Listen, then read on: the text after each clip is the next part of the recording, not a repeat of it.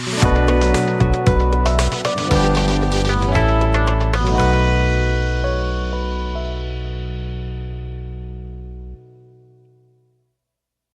అండి, నేను Srinivas Raja. Welcome to my channel law learn. ఈరోజు మనం ఈ వీడియోలో డిస్కస్ చేయబోయే టాపిక్ ఏంటంటే సివిల్ ప్రొసీజర్ కోడ్లో execution order 21. So execution order 21లో ఎన్ఫోర్స్మెంట్ రిలేటెడ్గా కంటెంట్స్ అనేవి ఈ వీడియోలో మనం డిస్కస్ చేసుకుందాము. ఇందులో మనం డిస్కస్ చేయబోయే టాపిక్స్ ఏంటంటే introduction, execution, enforcement, arrest and detention, attachment and sale. So each topic one by one బ్రీఫ్గా మనం స్టడీ చేద్దామండి. Introduction. Execution means implementing the decrease and orders given in a court of law. So execution అంటే ఏంటంటే court of లాలో ఏవైతే మనకి court ద్వారా decrease and orders అనేవి మనకి ఇంప్లిమెంట్ చేస్తున్నామో, సో ఆ ఇంప్లిమెంట్ చేసేటువంటి ఆ ప్రొసీజర్ని మనం ఏం చెప్తామండి, ఎగ్జిక్యూషన్ అని చెప్తాం. It is an act of carrying in to effect the judgement of A court. So ఈ ఎగ్జిక్యూషన్ అనేది మనకి ఒక యాక్ట్ అండి. సో మనకి ఎప్పుడు యాక్ట్లోకి వస్తుందంటే, సో కోర్ట్ ఆఫ్ జడ్జ్మెంట్ అనేది మనకి ఈ ఎగ్జిక్యూషన్ అయిన తర్వాత ఈ యొక్క జడ్జ్మెంట్ అనేది మనకి యాక్ట్లోకి రావటం జరుగుతుంది. In other words, execution is the enforcement of decrease and orders by the process of the court so as to enable the decree holder to realize the fruits of a decree. So మనకి ఈ execution అనేది ఏంటంటే enforcement of decrease and orders. So మనకి ఏవైతే decrease and orders మనకు court ద్వారా process చేయబడ్డాయో, so వాటిని అమలు చేయడానికి ఈ యొక్క ఎగ్జిక్యూషన్ అనేటువంటి ఈ యొక్క ప్రొసీజర్ అనేది మనకి యూజ్ అవుతుంది. సో ఎప్పుడైతే మనకి ఎగ్జిక్యూషన్ ప్రాసెస్ అనేది కంప్లీట్ అయిందో, సో మనకి ఎగ్జిక్యూషన్ ప్రాసెస్ అనేది ఎగ్జిస్ట్ అయిందో ఆటోమేటిక్గా సో ఏదైతే జడ్జిమెంట్, ఫైనల్ జడ్జిమెంట్ అనేది మనకి ఈ డిక్రీ హోల్డర్కి ఫేవర్గా వచ్చిందో, ఆ డిక్రీ హోల్డర్ అనేటువంటి పర్సన్ ఆ జడ్జిమెంట్ని ఫైనల్గా దాని యొక్క జస్టిస్ని గెయిన్ చేయగలుగుతాడు. The Civil Procedure Code contains elaborate and exhaustive provisions for dealing with executability of decree in all aspects. So ఒక సివిల్ ప్రొసీజర్ కోడ్లో మనకి ఏముంటాయండి, so elaborate and exhaustive provisions. So ఈ యొక్క సివిల్ ప్రొసీజర్ కోడ్లో ఏవైతే ప్రొవిజన్స్ ఉన్నాయో అవి చాలా విస్తృతమైన మరియు సమగ్రంగా మనకి ఏం చేస్తుంది, dealing with excitability of the decree in all aspects. So మనకి ఈ డిక్రీకి సంబంధించినటువంటి అన్ని విషయాలని కూడా మనకి చాలా ఫాస్ట్గా హ్యాండిల్ చేయడం అనేది జరుగుతుంది ఆల్ ఆస్పెక్ట్స్లో కూడా. Concepts of execution. Execution is the last stage of any civil litigation. So ఈ ఎగ్జిక్యూషన్ అనేది ఏంటంటే మనకి ఒక సివిల్ లిటిగేషన్లో లాస్ట్ స్టేజ్ అండి. ఒక సివిల్ లిటిగేషన్ మనం కన్సిడర్ చేసుకున్నట్లయితే ఆ సివిల్ లిటిగేషన్లో లాస్ట్ జడ్జిమెంట్ తర్వాత లాస్ట్ స్టెప్ ఏదైతే ఉందో ఆ లాస్ట్ స్టేజ్ మనకి ఎగ్జిక్యూషన్ అని మనం చెప్పుకుంటాం. There are 3 stages in the litigations. So ఈ లాస్ట్ స్టేజ్ ఆఫ్ ఎగ్జిక్యూషన్లో కూడా మనకి 3 స్టేజెస్ ఉంటాయి. సో అవేంటి, first one institution of litigation, second one adjudication of litigation, and third one is implementation of litigation. So first one institution of litigation. So institution of litigation అంటే అర్థం ఏంటంటే, so మనకి ఏదైతే లిటిగేషన్ ఉందో ఆ civil litigation మనం ఇక్కడ consider చేసుకున్నటువంటి ఆ సివిల్ లిటిగేషన్ అనేది ఫస్ట్ ఇన్స్టిట్యూషన్ అవ్వాలి, అంటే అది మొదలు అవ్వాలండి. సో మనం ఏదైతే ఇక్కడ లిటిగేషన్ అనేది మనం ఫైల్ చేస్తున్నామో కోర్టులో అది స్టార్ట్ అవ్వాలి. సో కోర్టులో దాని యొక్క ప్రొసీడింగ్స్ అనేవి స్టార్ట్ అవ్వాలి. సో ఎప్పుడైతే ప్రొసీడింగ్స్ స్టార్ట్ అయినాయో నాకు సెకండ్ స్టేజ్లో ఏమవుతుంది, అడ్జుడికేషన్ ఆఫ్ ది లిటిగేషన్. అంటే నాకు ఆ లిటిగేషన్కి సంబంధించిన ప్రొసీడింగ్స్ అయిన తర్వాత ఫైనల్గా నాకు అడ్జుడికేషన్ అనేది కోర్టు ద్వారా వస్తుంది. అడ్జుడికేషన్ అంటే తీర్పు అనేది కోర్టు ద్వారా ఇవ్వటం అనేది జరుగుతుంది. ఫైనల్గా మనకి థర్డ్ స్టెప్ ఏంటంటే ఇంప్లిమెంటేషన్ ఆఫ్ లిటిగేషన్. సో ఏదైతే జడ్జిమెంట్ అనేది కోర్టు ద్వారా ఇవ్వబడిందో ఈ యొక్క సివిల్ లిటిగేషన్కి సంబంధించి ఆ అడ్జుడికేషన్ అనేది మనకి ఏమవ్వాలి, ఇంప్లిమెంటేషన్ అనేది అవ్వాలి. సో థర్డ్ స్టేజ్ అనేది implementation of litigation. Implementation of litigation is also known as execution. So ఈ ఇంప్లిమెంటేషన్ ఆఫ్ లిటిగేషన్ అనేది మనని ఈ కోర్టు ద్వారా ఏదైతే మనకి జడ్జిమెంట్ వచ్చిందో ఆ జడ్జిమెంట్ అనేది మనకి ఇంప్లిమెంటేషన్ చేయాలండి. సో ఆ ఇంప్లిమెంటేషన్నే మనం ఏం చెప్తామండి, ఎగ్జిక్యూషన్ అని కూడా మనం చెప్పచ్చు. ఎగ్జిక్యూషన్ అని మనం చెప్తాము. A decree will become into existence where the civil litigation has been instituted with the presentment of the plaint. So ఎప్పుడు మనకి డిగ్రీ అనేది ఎగ్జిస్టెన్స్లోకి వస్తుందండి, సో నాకు ఈ సివిల్ లిటిగేషన్ ఏదైతే ఉందో ఆ సివిల్ లిటిగేషన్ అనేది ఫస్ట్ ఆఫ్ ఆల్ మనకి ఎవరైతే నాకు ఇక్కడ ప్లెయింటిఫ్ ఉన్నారో ఆ ప్లెయింటిఫ్ ద్వారా నాకు ఏం అవ్వాలి, ఇన్స్టిట్యూట్ అవ్వాలండి. అలా ఇన్స్టిట్యూట్ అయిన తర్వాతే నాకు ఏమవుతుంది, ఈ డిగ్రీ అనేది నాకు ఎగ్జిస్టెన్స్లోకి వస్తుంది. The decree means operation or conclusiveness of judgement. So decree అనే దాన్ని మనం ఎలా చెప్పుకోవచ్చు అంటే, సో ఒక కేస్కి సంబంధించి లేదంటే ఒక సూట్కి సంబంధించి దాని యొక్క operation or conclusiveness of judgement. So final ఆపరేషన్లో నాకు ఏదైతే నాకు జడ్జిమెంట్ కంక్లూజివ్గా వస్తుందో సో దాన్ని మనం జడ్జిమెంట్ కింద మనం ఈ డిగ్రీగా చెప్పుకోవచ్చు. ఆ జడ్జిమెంట్ని మనం డిగ్రీగా మనం చెప్పుకోవచ్చు. Implementation of A decree will be done only when the parties have field and application in record. So నాకు ఈ డిగ్రీ అనేది ఎప్పుడు నాకు ఇంప్లిమెంటేషన్ అవుతుందండి, సో నాకు ఈ యొక్క లిటిగేషన్లో ఏవైతే పార్టీస్ ఉన్నాయో ఆ పార్టీస్ అనేవి నాకు అప్లికేషన్ అనేది అప్లై చేయాలండి. సో దేనికోసం, ఈ యొక్క డిగ్రీ యొక్క ఇంప్లిమెంటేషన్ కోసం. సో పార్టీ ఏవైతే నాకు ఈ యొక్క లిటిగేషన్లో పార్టీస్ ఉన్నాయో ఆ ఇంప్లిమెంటేషన్ కోసం నాకు అప్లికేషన్ అనేది అప్లై చేసుకోవాలి. A decree or order will be executed by the court as facilitative and not an obligation. So నాకు ఇక్కడ ఏదైతే నాకు డిగ్రీ ఆర్ ఆర్డర్ అనేది నాకు కోర్టు ద్వారా పాస్ చేయబడిందో వాటిని నాకు ఇక్కడ ఎగ్జిక్యూట్ చేయడం అనేది కోర్టు ద్వారా జరుగుతుంది. అది కూడా ఏంటండి, it is as facilitative and not an obligation. So అది ఒక ఫెసిలిటేటివ్ అంటే మనకి సులభతరం అవుతుందండి. సో ఏదైతే జడ్జిమెంట్ అనేది మనకు వచ్చిందో ఆ జడ్జిమెంట్ అనేది ఫైనల్గా ఇంప్లిమెంట్ చేయడం అనేది ఈ యొక్క ఎగ్జిక్యూషన్ ప్రాసెస్ అనేది కోర్టు ద్వారా జరగటం వల్ల నాకు ఏమవుతుంది, నాకు ఫెసిలిటేటివ్ అవుతుందండి. So it not an obligation, అది నాకు ఆబ్లిగేషన్ కాదు. If a party is not approaching the court.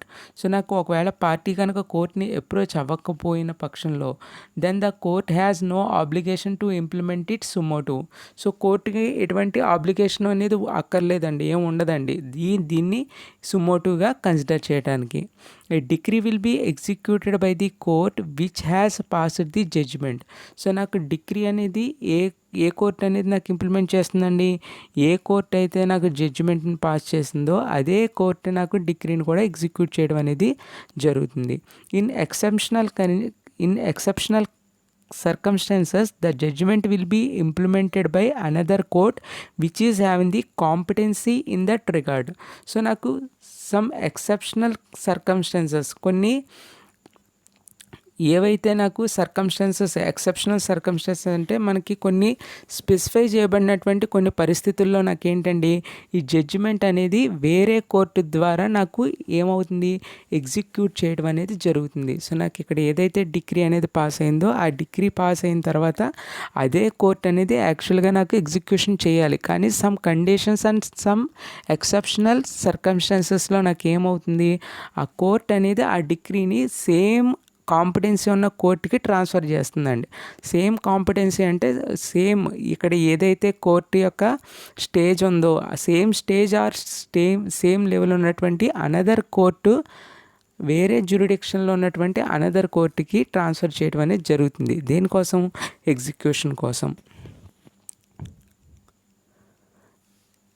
Enforcement. The code set downs different methods of execution.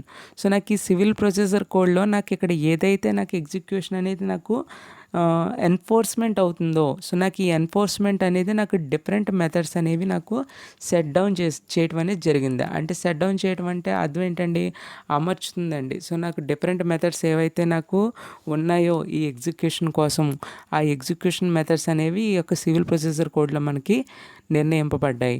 After the decree holder files and application for the execution of decree, the executing court can be implement execution.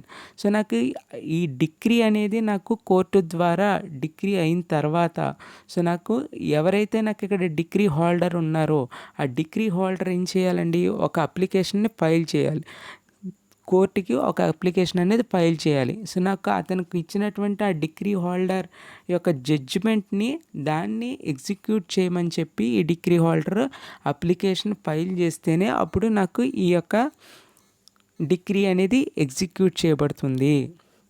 అంటే judgement అనేది నాకు ఫైనల్గా execute చేయబడుతుంది. A decree can be enforced by. So నాకు decree అనేది ఎప్పుడు నాకు అమల్లోకి వస్తుందండి, దేని ద్వారా వస్తుంది, the court lays down various modes of execution after the decree holder files an application for execution of decree. So నాకు కోర్ట్ అనేది నాకు డిఫరెంట్ మోడ్స్ ఆఫ్ ఎగ్జిక్యూషన్ని నాకు సెట్ చేయడం జరిగింది. So after the decree holder files and application for execution of decree, ఎప్పుడు నాకు decree holder ఆ decree execution కోసం ఒక అప్లికేషన్ ఫైల్ చేసిన తర్వాత మాత్రమే the executing court can B enforce execution. So ఎప్పుడైతే ఈ డిక్రీ హోల్డర్ అప్లికేషన్ అనేది పెట్టాడో ఎగ్జిక్యూషన్ ఆఫ్ డిగ్రీ కోసం, అప్పుడే నాకు కోర్ట్ అనేది నాకు ఈ యొక్క ఎన్ఫోర్స్ ఎగ్జిక్యూషన్ అనేది చేయటం జరుగుతుంది, ఎగ్జిక్యూషన్ని ఎన్ఫోర్స్ చేయటం జరుగుతుంది, అమలు చేయటం అనేది జరుగుతుంది. By decree of any property specified in the decree. So నాకు ఈ డిక్రీ అనేది ఒక ప్రాపర్టీ రిలేటెడ్ అయితే కనుక, సో అక్కడ నాకేమవుతుంది, by delivery of any property, ఒక ప్రాపర్టీ డెలివరీ అనేది చేయబడుతుంది. బై అటాచ్మెంట్ కానీ, and sale or by sale without attachment, ఆ ప్రాపర్టీని అటాచ్ చేసి సేల్ చేయటం కానీ, లేదంటే without sale without attachment, attach చేయకుండా సేల్ చేయటం కానీ of the property. So 2 cases అండి. సో అటాచ్మెంట్ అనేది చేసి సేల్ చేయడం అనేది వన్ మెథడ్, అటాచ్మెంట్ చేయకుండా డైరెక్ట్గా సేల్ చేయడం అనేది అనదర్ మెథడ్. ఈ రెండు కూడా నాకు ప్రాపర్టీ రిలేటెడ్ టాపిక్లో నాకు రావడం అనేది జరుగుతుంది. Or by arrest and detention. So నాకు ఒక అరెస్ట్ కానీ లేదంటే డిటెన్షన్, ఒక వ్యక్తిని నిర్బంధించడం కానీ, సో అలాంటి కేసెస్లో కూడా నాకేంటి డిక్రీ అనేది నాకు ఎగ్జిక్యూట్ చేయడం జరుగుతుంది. Or by appointing a receiver, ఒక రిసీవర్ని అపాయింట్మెంట్ చేయటం కోసం కానీ, ఆర్ బై ఎఫెక్టింగ్ పార్టీషన్, నాకు ఒక పార్టీషన్ని నాకు ఇంప్లిమెంట్ చేసేటువంటి ప్రాసెస్లో కానీ, or any such matter which the nature of relief requires. So any such matters, so ఎటువంటి మ్యాటర్స్లో అండి, ఏమన్నా సమ్ రిలీఫ్స్ అనేవి మనకి రిక్వైర్మెంట్ ఉంటే, అలాంటి రిక్వైర్మెంట్ ఉన్నటువంటి కేసుల్లో కూడా సో నాకు ఆ డిక్రీస్ని నాకు ఎగ్జిక్యూట్ చేసేటువంటి ఈ యొక్క ఎగ్జిక్యూషన్ ఆర్డర్ అనేది నాకు కనిపించడం అనేది జరుగుతుంది. సో నాకు ఈ స్పెసిఫై చేసినటువంటి ఈ ఎగ్జాంపుల్స్ అన్నిటిలో కూడా నాకు ఏవైతే నాకు కోర్టు ద్వారా డిక్రీస్ అండ్ ఆర్డర్స్ పాస్ చేయబడినాయో వాటిని ఎగ్జిక్యూట్ అనేది చేయబడటం జరుగుతుంది. So arrest and detention. So arrest and detention అంటే ఏంటి, ఒక వ్యక్తిని అరెస్ట్ చేసి నిర్బంధించడం. సో అలాంటి కేసులో one of the modes of executing a decree is arrest and detention of the judgement debtor in the civil imprisonment. So నాకు judgement debtor ఎవరైతే ఉన్నారో ఆ జడ్జిమెంట్ డెప్టార్ని మనం ఏం చేస్తున్నాం, ఇక్కడ అరెస్ట్ చేసి డిటెన్షన్ చేస్తున్నాం, అరెస్ట్ చేసి నిర్బంధిస్తున్నాం. ఎక్కడ, సివిల్ ఇంప్రిజన్మెంట్లో, సివిల్ రిలేటెడ్ జైల్లో ఇంప్రిజన్మెంట్ అనేది చేస్తున్నాం. సో దేని ద్వారా, executing a decree. So executing a decree చేయడం వల్ల నాకు అరెస్ట్ అండ్ డిటెన్షన్ అనేది చేస్తున్నాం. ఎవరిని, జడ్జిమెంట్ డెప్టార్ని in civil imprisonment. So where the decree is for payment of money. So నాకు డిక్రీ అనేది దేనికి రిలేటెడ్ అండి, మనీకి రిలేటెడ్ మ్యాటరే ఉండాలి. It can be executed by arrest and detention of judgement debtor. So నాకు ఆ డిక్రీ అనేది పాస్ అయిన తర్వాత కూడా నాకు ఎవరైతే జడ్జ్మెంట్ డెప్టార్ పర్సన్ ఉన్నారో వాళ్ళు ఆ పేమెంట్ అనేది చేయకుండా సో నెగ్లెక్ట్ చేసినట్లయితే అతన్ని అరెస్ట్ అండ్ డిటెక్షన్ చేయమని చెప్పి మనకి ఇక్కడ ఈ యొక్క కోర్టు ద్వారా ఒక ఎగ్జిక్యూషన్ ఆర్డర్ అనేది నాకు రావటం జరుగుతుంది. The section from 55 to 59 represent for the arrest and detection. So మనకి ఈ యొక్క సివిల్ ప్రొసీజర్ కోడ్లో సెక్షన్ 55 నుంచి 59 వరకు మనకి అరెస్ట్ అండ్ డిటెన్షన్ గురించి మనకి చెప్పడం జరిగింది. సో సెక్షన్ 55 ఏం చెప్తుందండి, arrest and detention, a judgement debtor may be arrested in execution of the decree at any hour and any day and shall as soon as practicable be brought before the court. So మనకి ఈ ఎవరినైతే మనకి ఇక్కడ judgement డెప్టార్ కింద తీసుకుంటున్నామో ఆ judgement డెప్టార్ అనేటువంటి వ్యక్తి కనుక ఈ యొక్క మనీ రిలేటెడ్ మ్యాటర్స్లో ఆ పేమెంట్ అనేది చేయకపోతే కనుక అలాంటి కేసెస్లో మనకు కోర్టు ఏం చేస్తుంది, అరెస్ట్ అండ్ డిటెన్షన్ అనేది మనకి ఎగ్జిక్యూట్ చేయమని చెప్పి మనకు ఆర్డర్ ఇస్తుందండి. సో ఈ అరెస్ట్ అండ్ డిటెన్షన్ అనేది మనకు ఒక జడ్జిమెంట్ డెప్టర్ చేసినప్పుడు మనం ఏంటి, అతన్ని ఏ టైంలో అన్నా చేయొచ్చు, ఏ రోజన్నా కూడా మనం అతన్ని అరెస్ట్ చేసి డిటెన్షన్లోకి తీసుకోవడం అనేది జరుగుతుంది. సో దాంతోపాటుగా ఏంటి, as soon as practicable and be brought before the court. So అలా అరెస్ట్ చేసి డిటెన్షన్ చేసిన తర్వాత అతను కోర్టుకు ముందుకు తీసుకురావడం అనేది కూడా జరుగుతుంది. And his detention may be in the civil imprisonment of the district. అతని యొక్క డిటెన్షన్ అనేది కూడా నిర్బంధించడం కూడా ఎక్కడ జరుగుతుందండి, సివిల్ ప్రిజన్ ఆఫ్ ది డిస్ట్రిక్ట్లో జరుగుతుంది. ఒక డిస్ట్రిక్ట్లో ఉన్నటువంటి సివిల్ ప్రిజన్లో జరుగుతుంది. In which the court ordering, so court ఎక్కడ ఆర్డర్ వేస్తే అక్కడ మనకి ద డిటెన్షన్ ఈజ్ సిచ్యుయేట్. సో నాకు కోర్టు ఏ డిస్ట్రిక్ట్లో ఏ సివిల్ ప్రిజన్లో అతన్ని డిటెన్షన్ చేయమంటుందో అలాంటి లొకేషన్లో మాత్రమే మనకి అతన్ని అరెస్ట్ చేసిన తర్వాత డిటెన్షన్ చేయటం అనేది జరుగుతుంది. Or where such civil prison does not afford suitable accommodation. ఒకవేళ అటువంటి సివిల్ ప్రిజన్లో నాకు అకామిడేషన్ అనేది ఇవ్వటానికి, సో నాకు ఎవరినైతే అరెస్ట్ చేసామో దానికి సూటబుల్ అకామిడేషన్ అనేది మనకు అఫోర్డ్ చేయలేకపోతే కనుక in such other place which the state government May appoint for the detention of persons. So నాకు వేరే ప్లేసెస్లో ఏవైతే నాకు స్టేట్ గవర్నమెంట్ ద్వారా నాకు అపాయింట్ చేయబడినటువంటి ప్లేసెస్ ఉన్నాయో, సో ఎవరి కోసం detention of persons ordered by the courts. So నాకు కోర్టు ద్వారా ఎవరైతే నాకు నిర్బంధించమని చెప్పి మనకి కోర్టు ద్వారా ఆర్డర్స్ వచ్చినాయో అటువంటి వ్యక్తుల్ని నిర్బంధించడం కోసం నాకు ఇక్కడ స్టేట్ గవర్నమెంట్ అనేది కొన్ని ప్లేసెస్ని నాకు ఏం చేస్తుందండి, ప్రొవైడ్ చేస్తుందండి. Ordered by the courts such district to the detained. So వాళ్ళకి స్పెసిఫైడ్గా ఎక్కడైతే నాకు suitable locations places of jails ఉంటాయో అక్కడ అతన్ని డిటెన్షన్ చేయడం అనేది జరుగుతుంది. However, these are certain restrictions regarding entry and time. They are as follows. So నాకు ఈ అరెస్ట్ అండ్ డిటెన్షన్ అనేది ఇంప్లిమెంటేషన్ చేసినప్పుడు సో నాకు కొన్ని రూల్స్ అండ్ రెగ్యులేషన్స్ ఉన్నాయండి. దేనికి, సో వాళ్ళని అరెస్ట్ చేసే ప్రాసెస్లో తీసుకునేటువంటి ప్రతి యాక్షన్కి కూడా దానికి ఒక స్పెసిఫైడ్ టైమ్ అండ్ ఎంట్రీస్ అనేవి స్పెసిఫై చేయడం జరిగింది. సో అవేంటంటే, point 1, there is no dwelling house shall be entered after sunset and before sunset. So నాకు డీవెల్లింగ్ హౌస్ అంటే ఇక్కడ నాకు ఏదైతే నివాసం ఉంటున్న ఇల్లు ఉంటాయో, ఏవైతే నివాస గృహాలు ఉంటాయో, హౌసెస్ ఉంటాయో వాటిలోకి నాకేంటి, సో నాకు బిఫోర్ సన్సెట్ కానీ నాకు after sunset and before sunset అంటే నాకేంటి, సూర్యోదయానికి ముందు కానీ సూర్యాస్తమయం తర్వాత కానీ సో నాకు ఆ డీవెల్లింగ్ హౌస్లోకి నాకు ఎంట్రీ అనేది లేదు.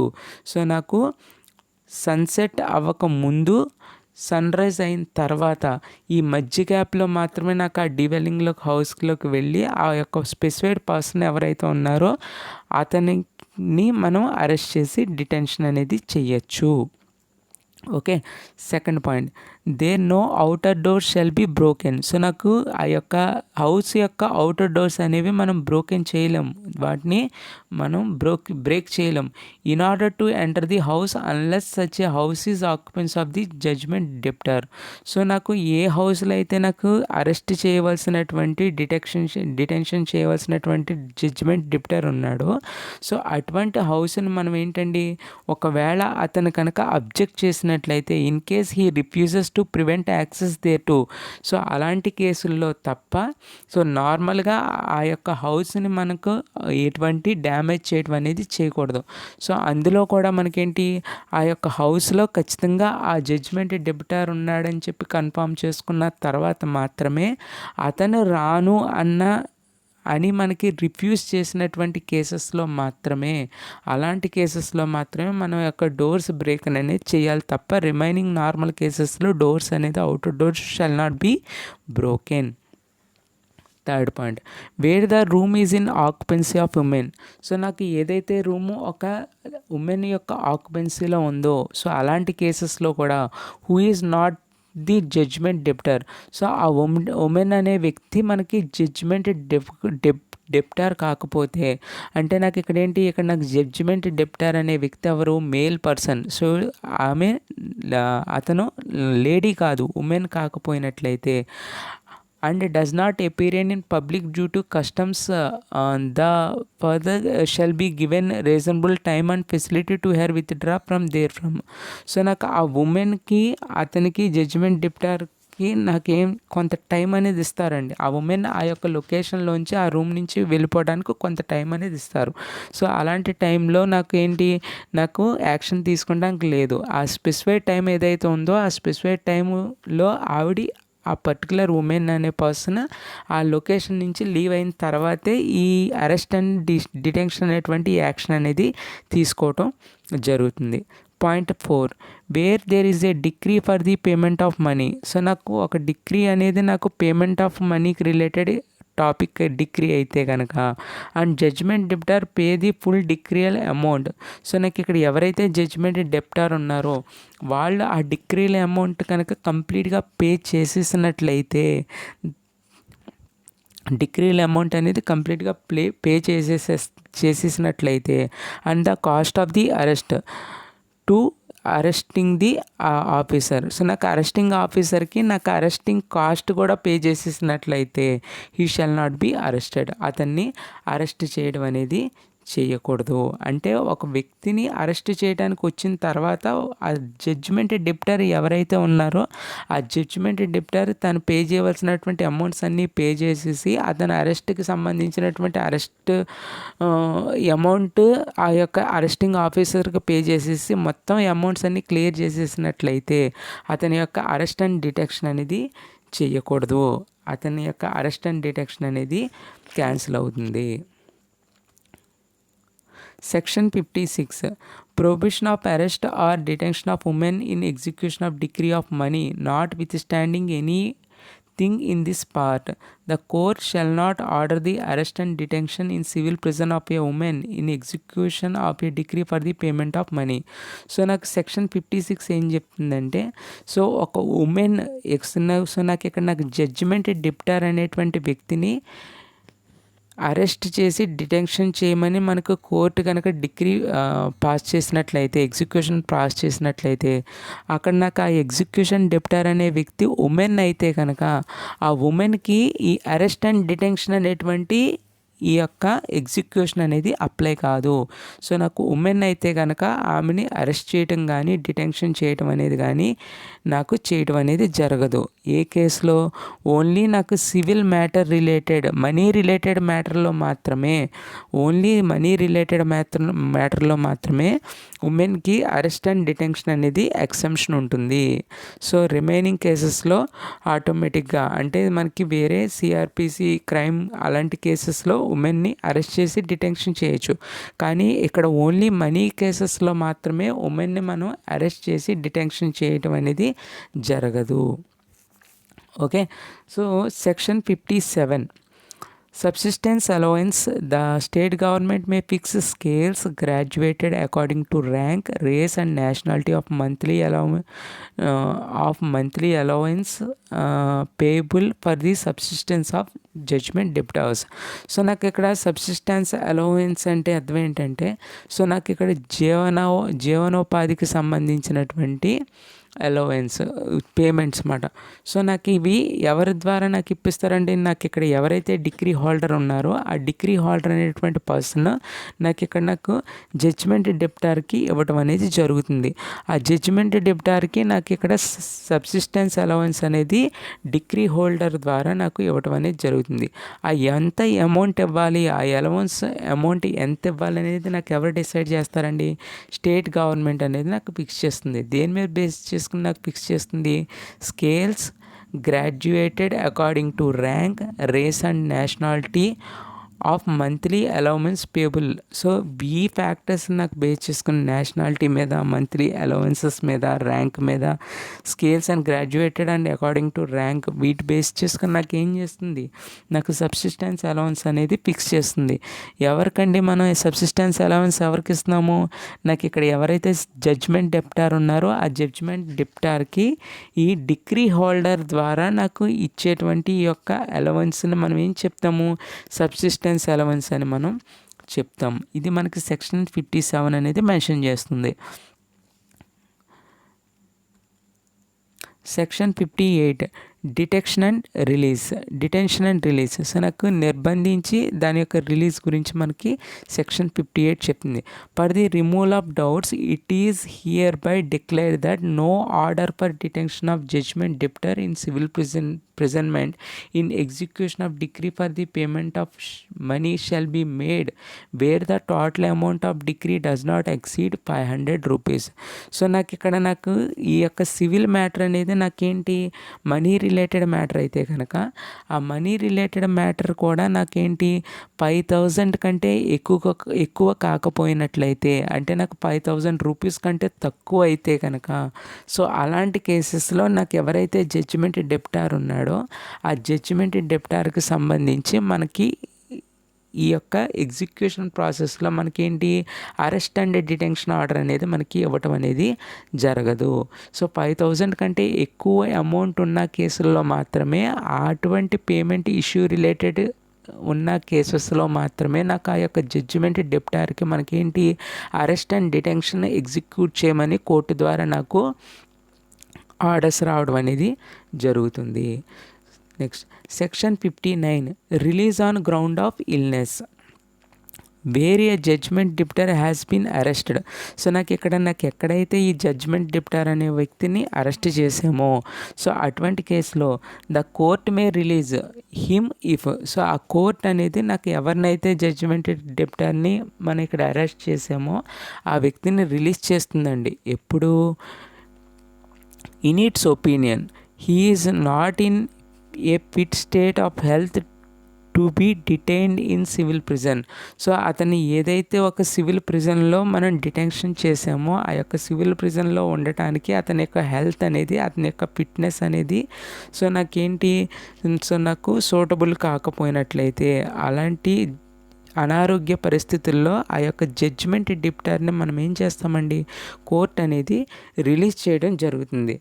ఆ యొక్క సివిల్ ఇంప్రిజన్మెంట్ నుంచి అతన్ని రిలీజ్ చేయడం అనేది జరుగుతుంది. అది సెక్షన్ 59 మనకి release on grounds of illness గురించి మనకి చెప్పడం అనేది జరిగింది. Next attachment. So attachment, a decree may also be executed on the application of the decree holder by attachment. So previous ఏంటండి, అరెస్ట్ అండ్ డిటెన్షన్ గురించి చెప్పిందండి ఎగ్జిక్యూషన్ ఆర్డర్. సో ఇప్పుడు నాకు ఎగ్జిక్యూషన్ ఆర్డర్ అనేది అటాచ్మెంట్ గురించి చెప్తుంది.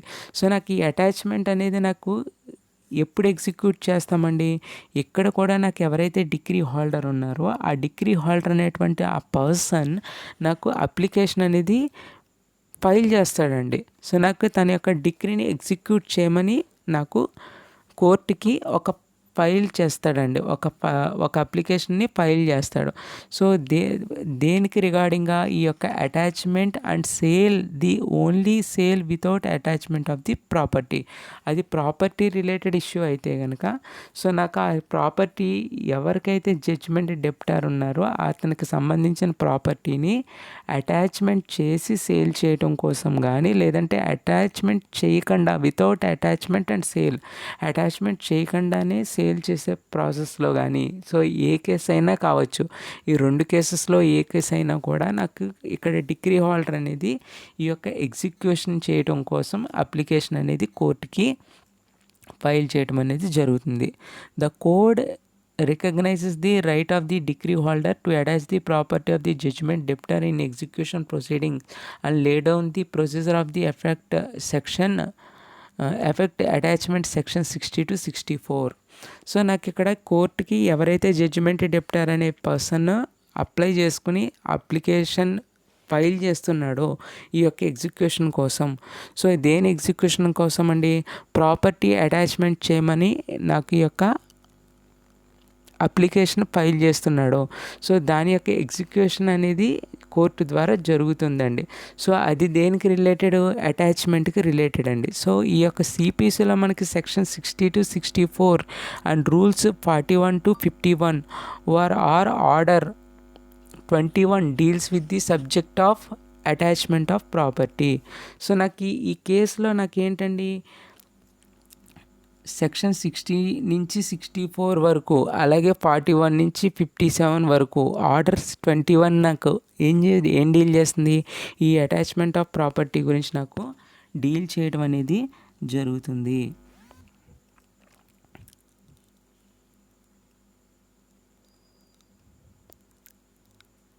Section 60 clause 1. సో నాకు section 60 clause 1 ఏం చెప్తుందండి, this section declares what properties are liable to attach and sale in execution of decree. So నాకు సెక్షన్ 60 క్లాస్ 1 నాకు ఏం చెప్తుందంటే, ఎటువంటి ప్రాపర్టీస్ని మనం అటాచ్ చేయొచ్చు, ఎటువంటి ప్రాపర్టీస్ నాకు లయబుల్, సో నాకు అటాచ్ చేయడం కోసము. So and sale in execution of decree, ఒక డిక్రీని ఎగ్జిక్యూట్ చేయడం కోసం ఒక సేల్ ప్రాసెస్ అనేది మనం తీసుకున్నప్పుడు, సో ఆ ప్రాపర్టీని సేల్ చేయడానికి ఎటువంటి ప్రాపర్టీస్ మనకి లయబుల్ అనేది మనకి సెక్షన్ 60 క్లాస్ 1 అనేది మనకి చెప్తుందండి. And what properties are exempted there from, so ఏ ప్రాపర్టీస్ ఎగ్జంప్టెడ్ అంటే నాకు లయబుల్ కావు అనేది కూడా నాకు ఈ సెక్షన్ 60 క్లాస్ 1 అనేది నాకు చెప్తుంది. ఆల్ సేలబుల్ ప్రాపర్టీ, సో నాకు అన్ని సేలబుల్ ప్రాపర్టీస్ ఏంటవి, movable or immovable, movable properties కావచ్చు లేదంటే ఇమ్మూవబుల్ ప్రాపర్టీస్ కావచ్చు, belonging to the judgment debtor. So నాకు ఇక్కడ ఎవరైతే జడ్జ్మెంట్ డెప్టర్ ఉన్నాడో ఆ జడ్జ్మెంట్ డెప్టర్కి సంబంధించి మూవబుల్ అండ్ ఇమ్మూవబుల్ ప్రాపర్టీస్ ఏమన్నా కూడా నాకేంటి, liable properties over which are the portion of which he has disposing power, which he may exercise for his own benefit, may be attached and sold in execution of decree against him. నాకు ఇక్కడ నాకు judgement డెప్టర్ ఎవరైతే ఉన్నారో అతను అండర్లో ఉండి, అతని under పవర్లో నాకు ఏవైతే ప్రాపర్టీస్ నాకు ఎగ్జిస్ట్ అయి ఉన్నాయో, ఏవైతే ప్రాపర్టీస్ ఉన్నాయో, ఏవైతే వాటి మీద అతను సర్వైవ్ అవుతున్నాడో, సో అలాంటి ప్రాపర్టీస్ని ఖచ్చితంగా నాకు ఇక్కడికి జడ్జ్మెంట్ డెప్టర్కి సంబంధించినటువంటి ఈ ప్రాపర్టీస్ని అటాచ్ చేయొచ్చు అని చెప్పేసి, that properties are liable properties అని చెప్పి మనకి ఇక్కడ సెక్షన్ 60 క్లాస్ 1 అనేది చెప్తుంది. సో ఈ ప్రాపర్టీస్ని మనం అటాచ్ చేసి మనం డిక్రీని మనం ఏం చేయొచ్చండి, ఎగ్జిక్యూట్ చేయడం అనేది జరుగుతుంది. Section 61. Section 61 deals where the judgment debtor is a agriculturist. So నాకు సెక్షన్ 61లో ఏం చెప్తుంది, సో నాకు ఇక్కడ ఎవరైతే నాకు జడ్జ్మెంట్ డెప్టర్ ఉన్నారో ఒకవేళ అతను అగ్రికల్చరిస్ట్ అయితే కనుక so it states that the judgment debtor is an agriculturist. A agriculturist procedure is a subject matter of agriculturist. The quantum of attachment attachment of the agriculture product depends upon the quantum of decretal amount. So నాకు ఇక్కడ ఈ అగ్రికల్చరిస్ట్కి సంబంధించినటువంటి agriculture product ఏదైతే ఉందో, so నాకు judgement డెప్టర్ ఎవరండి? So నాకు agriculturist. So ఇక్కడ నాకు ఈ అగ్రికల్చరిస్ట్ యొక్క ప్రాపర్టీ ఏంటి? సో అతనికి సంబంధించినటువంటి ప్రాపర్టీ ఏంటండి? Agriculture product. సో ఇక్కడ అతనికి సంబంధించిన ఏదైతే అగ్రికల్చరల్ ప్రోడక్ట్ ఉందో అందులో ఎంత క్వాంటమ్ అటాచ్ చేయాలి, అంటే ఎంత వంతు, ఎంత భాగం మనం అటాచ్ చేయాలి అనేది దేని మీద డిపెండ్ అయి ఉంటుంది? ఆ క్వాంటమ్ ఆఫ్ డిక్రిటల్ అమౌంట్. ఆ డిక్రిటల్ అమౌంట్ ఈ జడ్జిమెంట్ డెబ్టర్ ద్వారా ఏదైతే పే చేయాలో అది ఎంతైతే ఉంటుందో, ఎంత భాగం అయితే ఉంటుందో అంత భాగము కూడా ఈ యొక్క అగ్రికల్చర్ ప్రోడక్ట్లో అటాచ్మెంట్ చేయడం అనేది జరుగుతుంది. సో అది మనకి సెక్షన్ 61 అనేది మనకి చెప్తుంది. Right. Section 62, no person executing any process under this code directing or ordering seizure of movable property shall enter any dwelling house after sunset and before sunrise. So నాకు ఇక్కడ 62 సెక్షన్ 62 కూడా నాకు ఏం చెప్తుందండి?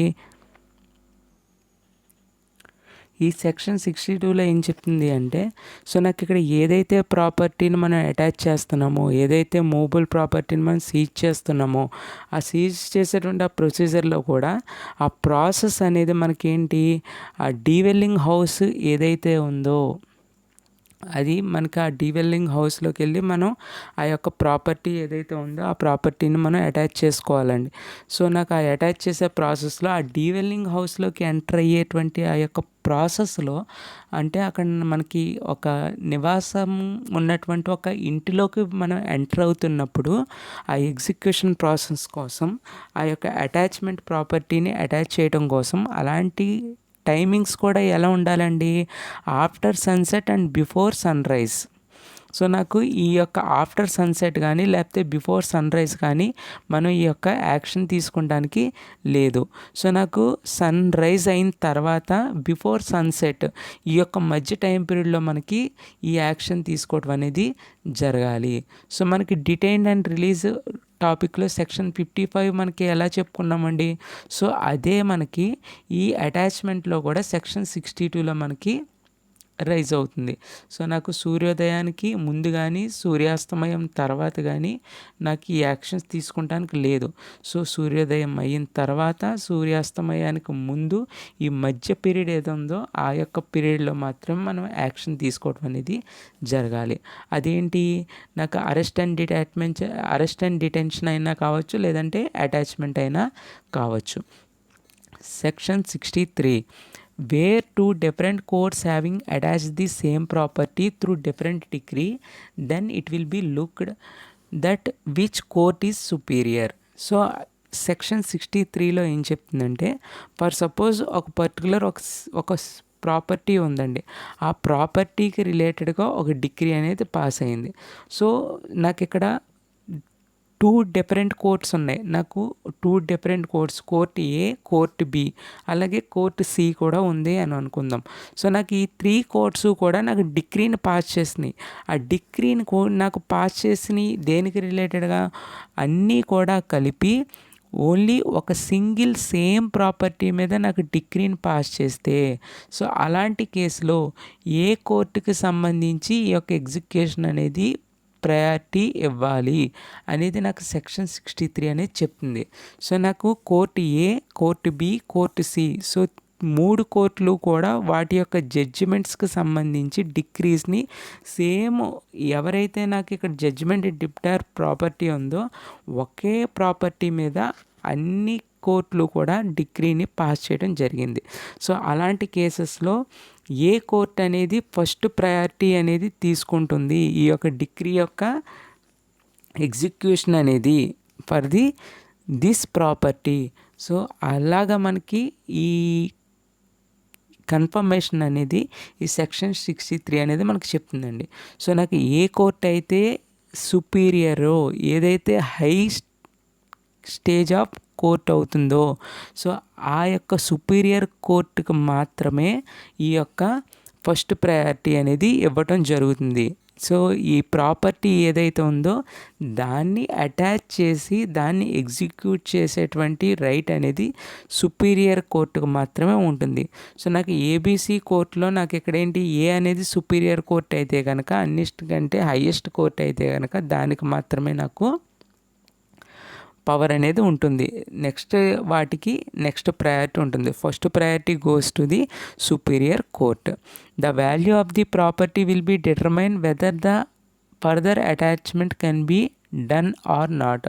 సో ఆ ప్రాపర్టీ యొక్క value అనేది మనకి డిటర్మైన్ చేయబడుతుందండి ఆ కోర్టు ద్వారా. Next section 64 where an attachment has been made, any private transfer or delivery of the property attached, or if any interest there is in and any payment to the judgment, debtor of any debit divided or other monies contrary to such attachment shall be void against the claims enforceable under the attachment. So నాకు ఈ section 64 అనేది నాకు ఏం చెప్తుంది అంటే నాకు section 64 ఏం చెప్తుంది అంటే సో ఒక ప్రాపర్టీని మనం అటాచ్ చేసిన తర్వాత where and attachment has been made. So ఒక అటాచ్మెంట్ అనేది జరిగిన తర్వాత దేనికి any private transfer or delivery of the property attached, ఒక ప్రైవేట్ ప్రాపర్టీకి సంబంధించి ఒక డెలివరీ కానీ లేదంటే అటాచ్మెంట్ కానీ జరిగిన తర్వాత or of any interest therein and any payment to the judgment or debtor or any debit divided or other monies contrary of such attachment shall be void. ఒక్కసారి మనకు ఒక ప్రాపర్టీని మనం అటాచ్ చేసిన తర్వాత సో నాకు ఇక్కడ ఎవరైతే జడ్జిమెంట్ డెప్టార్ ఉన్నారో ఆ జడ్జిమెంట్ డెప్టార్కి సంబంధించిన ప్రాపర్టీ వన్స్ ఒకసారి అటాచ్మెంట్ అయిన తర్వాత ఆ అటాచ్మెంట్ ప్రాసెస్ కంప్లీట్ అయిన తర్వాత దానికి సంబంధించిన ఎటువంటి లావాదేవీలు అయినా సరే అంటే దాన్ని మనం సేల్ చేసినా లేదంటే ఎక్కడన్నా ఇంట్రెస్ట్కి కానీ లేదంటే ఫర్దర్ వేరన్నా ఎక్కడన్నా మనం దాన్ని మార్టిగేజ్ చేసినా అటువంటి సిచ్యువేషన్స్ ఏమన్నా ఉంటే కనుక అవన్నీ కూడా వైడ్, అవన్నీ కూడా ఏంటండి ఇన్వాలిడ్ అయిపోతున్నాయి. As against all claims enforceable under the attachment. So ఒక్కసారి అటాచ్మెంట్ జరిగిన తర్వాత కోర్టు ద్వారా దాని తర్వాత ఎటువంటి యాక్షన్స్ తీసుకున్నా కూడా ఎటువంటి ఫర్దర్ ఇంప్లిమెంటేషన్స్ ఆ పర్టికులర్ ప్రాపర్టీకి సంబంధించి జరిగినా కూడా కమిట్మెంట్స్ జరిగినా కూడా అవన్నీ కూడా వైడ్ ఇన్వాలిడ్ అయిపోతాయి. సో నాకు ఆ సెక్షన్ 64 అనేది మనకి wide of the activities done by the debtor after the attachment of the property. So నాకు ఇది మనకి సెక్షన్ 64లో చెప్పడం అనేది జరిగింది. So sale. A sale may be executed by the attachment and sale or without attachment, sale without attachment of any property. So నాకు అక్కడ sale అనేది కూడా నాకేంటండి నాకు ఈ ఎగ్జిక్యూషన్ పార్ట్లో నాకు one of the part sale చేయమని కూడా నాకు కోర్టు ద్వారా వన్స్ డిగ్రీ పాస్ అయిన తర్వాత దాన్ని ఇంప్లిమెంట్ చేయడం కోసం సేల్ ఎగ్జిక్యూట్ చేయమని కోర్టు ద్వారా నాకు ఆర్డర్ రావడం అనేది జరుగుతుంది. సో ఆ సేల్ అనేది నాకు ఎలా జరుగుతుందండి, ఒక ప్రాపర్టీని ఎవరైతే జడ్జిమెంట్ డెప్టార్ ఉన్నారో ఆ జడ్జిమెంట్ డెప్టార్కి సంబంధించి ప్రాపర్టీని అటాచ్ చేసి సేల్ చేయొచ్చు, లేదంటే వితౌట్ అటాచ్మెంట్ కూడా మనం సేల్ చేయొచ్చు. Section 65 to 67 and rules 64 to 94 of order 21 deals with the subject relating to the sales of movable and immovable property. So ఒక ప్రాపర్టీ మూవబుల్ ప్రాపర్టీ అయినా లేదంటే ఇమ్మూవబుల్ ప్రాపర్టీ అయినా దానికి రిలేటెడ్ ఇష్యూస్ అది సేల్కి సంబంధించి కానీ లేదంటే అటాచ్మెంట్కి సంబంధించి కానీ సో సేల్స్ అటాచ్మెంట్కి సంబంధించినటువంటి ఇష్యూస్ అనేవి మనకి సెక్షన్ 65 to 67 అలాగే రూల్స్ 64 to 94 ఆఫ్ ఆర్డర్ 21 అనేవి డీల్ చేయడం అనేది జరుగుతుంది. Section 65 where immovable property is sold in execution of decree. So నాకు ఎక్కడైతే ఒక డిక్రీని ఎగ్జిక్యూట్ చేయడం కోసం ఒక ఇమ్మూవబుల్ ప్రాపర్టీ అనేది సోల్డ్ చేసామో, సో దాన్ని మనం సేల్ చేసామో, and such sale has become absolute. ఆ సేల్ అనేది నాకు ఎప్పుడు ఏమవుతుంది, సో నాకు యాబ్సల్యూట్ అవుతుందండి. సో ఆ సేల్ అనేది కూడా యాబ్సల్యూట్ అవుతుంది. The property shall be deemed to have vested in a purchaser from the time when the property is sold and not from the time where the sale becomes absolute. So ఒక property అనేది ఎప్పుడైతే మనకు ఒక purchaser ద్వారా నాకు purchase చేయబడిందో, ఆ యొక్క పర్చేస్ చేసిన టైం అనేది నేను ఎప్పటి నుంచి కన్సిడర్ చేసుకుంటానండి, అతను పర్చేస్ చేసినటువంటి టైం నుంచి నేను కన్సిడర్ చేసుకుంటాను. అంతే తప్ప ఆ యొక్క పర్చేస్ అనేది నాకు యాబ్సల్యూట్ అయినటువంటి టైం నుంచి నేను కన్సిడర్ చేసుకోను. సో నాకు ఒక పర్చేస్ సేల్ అవ్వటానికి, కంప్లీట్ అవ్వడానికి, యాబ్సల్యూట్ అవ్వడానికి డిఫరెన్స్ ఏంటండి? సో ఫర్ సపోజ్ నాకు ఏ అనే పర్సన్ బి అనే పర్సన్కి ఒక ప్రాపర్టీని సేల్ చేశాడండి. సో ఎప్పుడైతే నాకు బి అనే పర్సన్ ప్రాపర్టీని పర్చేస్ చేశాడో, సో ఆ పర్చేస్ చేసిన టైం ఏదైతే ఉందో ఆ టైం నుంచే అతను పర్చేస్ చేసినట్టు నాకు కన్ఫర్మేషన్ ఉంటుంది. సో ఆ పర్చేస్ చేసిన తర్వాత వీళ్ళిద్దరి మధ్యన మనీ ట్రాన్సాక్షన్స్ ఏవైతే ఉన్నాయో ఆ ట్రాన్సాక్షన్స్ అనేవి కంప్లీట్ అవ్వడానికి కొంత టైం పడుతుంది. ఆ యొక్క టైం అంతా కంప్లీట్ అయ్యి ట్రాన్సాక్షన్స్ కంప్లీట్ అయిపోతే అప్పుడు అది యాబ్సల్యూట్ అయిందని చెప్పుకుంటామండి. కానీ యాబ్సల్యూట్ అయిన పీరియడ్ దగ్గర నుంచి కాకుండా ఇనీషియల్గా నాకు ఏ అనే పర్సన్, బి అనే పర్సన్ ఈ యొక్క సేల్ ప్రాసెస్కి ఎప్పుడైతే కమిట్ అయ్యారో, సో ఆ కమిట్ అయిన టైం దగ్గర నుంచి కూడా దీన్ని మనం కన్సిడర్ చేయడం అనేది జరుగుతుంది. అది నాకు సెక్షన్ 65 అనేది నాకు స్పెసిఫై చేస్తుంది. ఓకేనా? నాకు సేల్ చేసిన ప్రాపర్టీ టైం దగ్గర నుంచి మాత్రమే కన్సిడర్ చేసుకుంటాం తప్ప యాబ్సల్యూట్ దగ్గర నుంచి మనం కన్సిడర్ చేసుకోము. సో అది section 65. Section 66 suit against purchaser not maintainable on ground of purchase being on behalf of plaintiff. So నాకు ఇక్కడ సూట్ అనేది ఎగైనెస్ట్, ఎవరికి ఎగైనెస్ట్ అండి? పర్చేజర్కి ఎగైనెస్ట్గా. నాట్ మెయింటైనబుల్, పర్చేజర్కి ఎగైనెస్ట్గా సూట్ అనేది మెయింటైనబుల్ చేయలేము. On grounds of purchase being on behalf of plaintiff. So నాకు ఇక్కడ ఎవరైతే ప్లెయింటివ్ ఉన్నారో అతనికి ఫేవర్గా, సో నాకు ఇక్కడ పర్చేజర్కి ఎగైనెస్ట్గా ఒక సూట్ అనేది ఫైల్ చేస్తే అది నాకు మెయింటైనబుల్ కాదు అని చెప్పి నాకు సెక్షన్ 66 చెప్తుంది. Section 67 power for state government to make rules as to sales of land in execution of decrees for the payment of money. So నాకు ఇక్కడ సెక్షన్ 67లో ఏంటండి, ఒక payment of money related payment ఇష్యూకి సంబంధించి ఎగ్జిక్యూషన్ ఆర్డర్ అయినట్లయితే, so అలాంటి కేసెస్లో నాకు స్టేట్ గవర్నమెంట్కి పవర్ ఉంటుందండి. దేనికి? రూల్స్ని మేక్ చేయడానికి. సో దేని పర్పస్గా? ఆ ల్యాండ్ని సేల్ చేయడానికి స్టేట్ గవర్నమెంట్కి ఆ రూల్స్ని మేక్ చేసేటువంటి పవర్ ఉంటుంది, వాటిని ఎగ్జిక్యూట్ చేసేటువంటి పవర్ ఉంటుంది. వాటిని ఎగ్జిక్యూషన్ కూడా ఎందుకు చేస్తుందండి?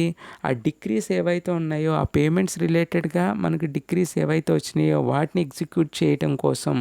సో అటువంటి పవర్స్ అనేవి నాకు స్టేట్ గవర్నమెంట్కి ఉంటుంది అని చెప్పి నాకు సెక్షన్ 67 అనేది మెన్షన్ చేస్తుంది. సో ఇవి మనకి ఎగ్జిక్యూషన్ ఆర్డర్లో మనకి ఎన్ఫోర్స్మెంట్కి రిలేటెడ్గా నాకు కంటెంట్స్ అండి. సో ఈ వీడియో మీకు అర్థమైనట్లయితే కనుక లైక్ చేయండి, షేర్ చేయండి, అలాగే నా ఛానల్ని సబ్స్క్రైబ్ చేయండి. సో ఇదే టాపిక్ మీరు ఎగ్జామ్ పాయింట్ ఆఫ్ వ్యూలో షార్ట్ టైంలో మీరు కీవర్డ్స్ తోటి, కీ పాయింట్స్తో షార్ట్ టైంలో మీరు స్టడీ చేయాలి, రివైండ్ చేసుకోవాలనుకుంటే కనుక యూట్యూబ్ షార్ట్స్లో కూడా ఈ వీడియో అనేది చేయడం జరిగింది. సో ఈ వీడియో మీకు నచ్చినట్లయితే కనుక రిమైనింగ్ మీ ఫ్రెండ్స్కి కూడా షేర్ చేయండి. Okay, thank you to all.